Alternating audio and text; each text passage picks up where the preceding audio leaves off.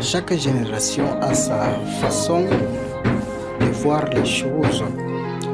Chaque époque d'homme a sa façon de voir les choses, a sa mentalité, a sa personnalité en bref. La génération de 1500, 1200 a sa mentalité qui n'est pas forcément la même que la nôtre. De même que cette mentalité, n'est-ce pas, de cette génération n'est pas, n'est-ce pas, identique à la nôtre. De même, notre génération, notre époque, la mentalité, n'est-ce pas, de notre génération ne saurait être la même que celle de l'avenir. La manière de s'habiller, la manière de construire, la manière même de voir le monde n'est pas forcément la même. Mais il y a certaines valeurs qui sont éternelles, c'est-à-dire qui demeurent, qui ne changent pas. Malgré le changement du monde, ces valeurs-là demeurent. Elles ne changent pas de signification.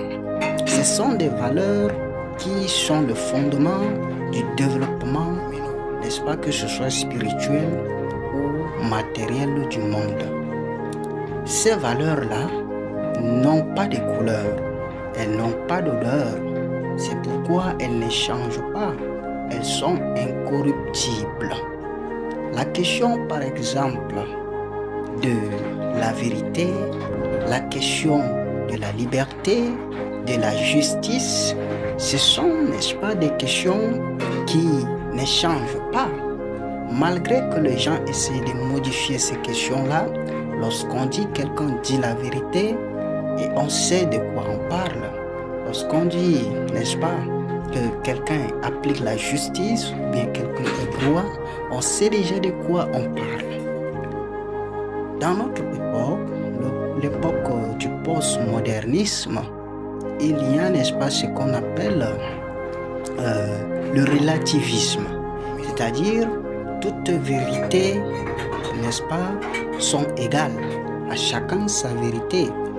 Mais tout le monde sait que lorsqu'on parle de la vérité, il s'agit de telles choses exactement, malgré le relativisme des vérités.